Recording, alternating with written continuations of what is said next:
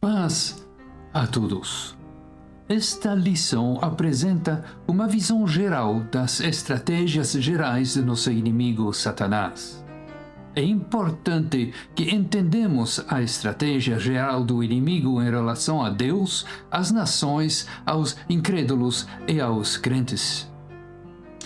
Os versículos-chave para as estratégias do inimigo são 1 Pedro 5, versículo 8 e 9. Sede sóbrio, vigiai, porque o diabo, vosso adversário, anda em derredor, bramando como um leão, buscando a quem possa tragar. Resistam a ele, firmes na fé, sabendo que os mesmos sofrimentos são experimentados por suas irmandades no mundo.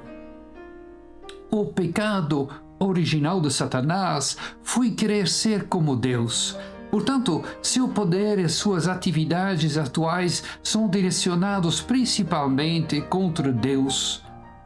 Todas as suas outras atividades, sua própria natureza, são vistos como decorrentes de sua ambição rebelde original. Satanás induziu Caim a assassinar Abel em oposição a Deus. É assim que o versículo 12 de 1 João 3 diz: não como Caim, que era do maligno e matou seu irmão. E por que o matou? Porque as suas obras eram más e as de seu irmão justas. Ele está em oposição direta a Deus em todas as atividades e qualidades da natureza. Por exemplo, Deus é amor, enquanto Satanás é odioso e promove o ódio. Deus é vida e cria vida, enquanto Satanás promove a morte e a destruição. Portanto, é assim como os filhos participaram na carne e do sangue, ele também participou do mesmo para que, pela morte, destruísse aquele que tinha o poder da morte, isto é, o diabo. Satanás não apenas se opõe a Deus e a sua natureza, mas também se opõe ao programa de Deus. Ele nega a existência de Deus. Ele disse: o insensato disse em seu coração: não há Deus. Eles são corruptos. Fizeram obras abomináveis, não há quem faça o bem. Promove mentiras.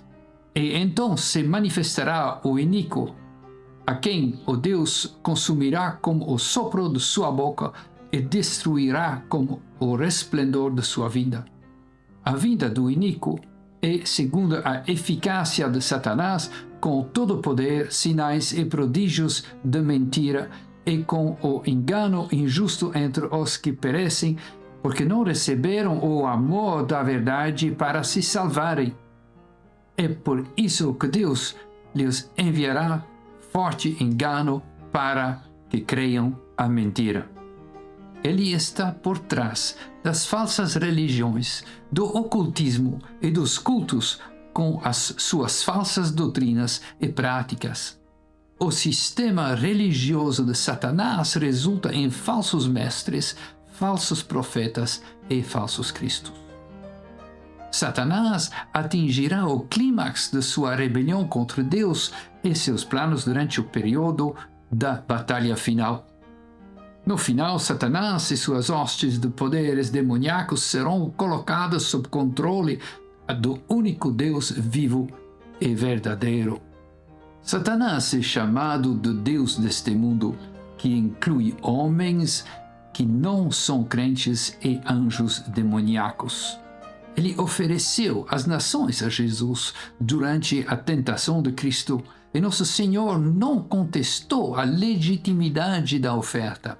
Ele simplesmente se recusou a se rebelar contra Deus, submetendo-se à maneira de Satanás de obter o domínio. O diabo o levou novamente a um monte muito alto e mostrou-lhe todos os reinos do mundo e a glória deles.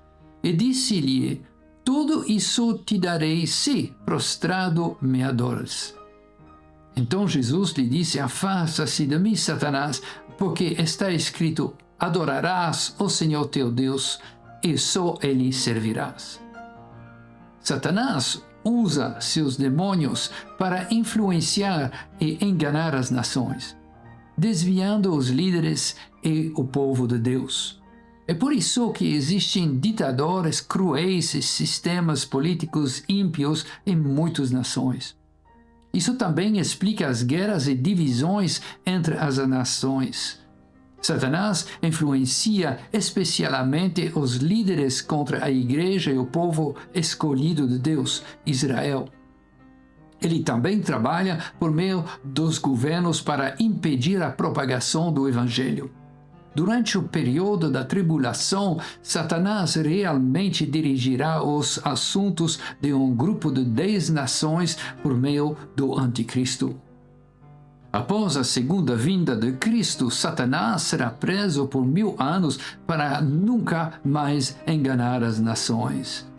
Ao ser solto, ele enganará as nações uma última vez para reuni-las contra Jerusalém e Deus.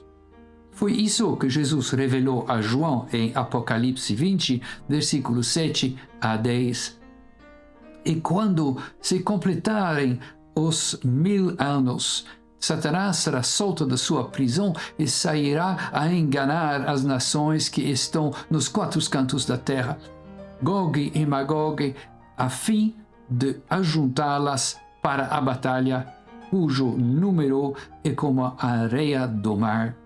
Subiram sobre a largura da terra e cercaram o acampamento dos santos e a cidade amada. E desceu fogo do céu da parte de Deus e os devorou. E o diabo que os enganava foi lançado no lago do fogo e enxofre, onde estão a besta e o falso profeta. E eles serão atormentados dia e noite para todo o sempre. Mas no final, todos os reinos da terra e o reino de Satanás se tornarão os reinos de nosso Senhor e Salvador Jesus Cristo. O inimigo tem uma estratégia muito poderosa para operar contra os incrédulos. Ele cega suas mentes para o Evangelho e rouba a verdade do Evangelho quando eles o ouvem para que não haja resposta. Como resultado, o Evangelho parece tolo e irrelevante para aqueles que estão perdidos no pecado. Satanás também prende muitos incrédulos em falsas religiões e os leva a andar de acordo com o curso do mundo, que é a filosofia da época. Esta filosofia pode variar de geração para geração e de cultura para cultura, mas é sempre centrada na criatura e promove a criatura em vez de ser centrada em Deus. Satanás está constantemente semeando as sementes da rebelião no coração e na mente dos incrédulos. Um dos propósitos do Espírito Santo é guerrear contra Satanás pelas almas dos incrédulos. O Espírito Santo trabalha para convencer homens e mulheres de sua rebelião pecaminosa contra Deus. Contudo, eu lhes digo a verdade: é melhor para você que eu vá embora, pois se eu não for, o ajudador não virá a vocês. Mas se eu for, eu enviarei a vocês, e quando ele vier, convencerá o mundo do pecado, da justiça e do juízo. Do pecado, porque não creem em mim; da justiça, para que vou para meu Pai e não me vereis mais; do juízo, porque já está julgado o príncipe deste mundo. Quando você aceita Jesus Cristo como Salvador, isso certamente não significa que a batalha acabou. Você venceu um grande confronto quando foi salvo, mas, na realidade, sua intensa luta apenas começou. Você aprenderá muitas estratégias específicas de Satanás à medida de continuar a estudar e estará armado com suas armas espirituais e mobilizado para entrar no território inimigo. Mas todos esses ataques podem ser resumidos em 4 áreas principais. Satanás fará com que você questione a palavra de Deus e acrescentará, tirará e distorcerá as Escrituras. Lembra-se de que essa foi a estratégia dele na primeira tentação da Eva. É por isso que é importante que você estude e compreenda a palavra de Deus para não ser enganado por esses ataques. A rebelião original de Satanás envolveu seu desejo de ser adorado. Por isso, ele tem como alvo especial a adoração dos crentes. Ele tentará impedi-lo de adorar ou levá-la a uma adoração falsa ou carnal. Satanás ataca sua caminhada pessoal com Deus. Ele o acusa e difama, tenta você a se envolver nas obras da carne e se ocupar com o mundo e a confiar em sua própria sabedoria e força humanas. Se Satanás conseguir ganhar território em sua caminhada pessoal com Deus, será mais fácil para ele derrotá-lo na próxima área do seu trabalho com Deus. Então Satanás também atacará o seu trabalho para Deus. Ele tentará impedi-lo de realizar a vontade de Deus por meio de perseguição, desastre, desânimo, falta de oração e envolvimento com os cuidados do mundo. Satanás também tenta afetar seu trabalho para Deus, infiltrando-se na igreja com falsos mestres e discípulos. Enquanto Deus semeia boas sementes por meio do seu ministério, o inimigo semeia joio, que são os filhos do maligno.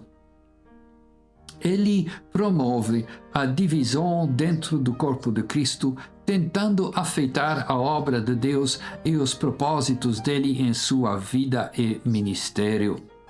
Porque tais são os falsos apóstolos, obreiros fraudulentos, que se transfiguram em apóstolos de Cristo. E não é de admirar, porque o próprio Satanás se transfigura em anjo de luz.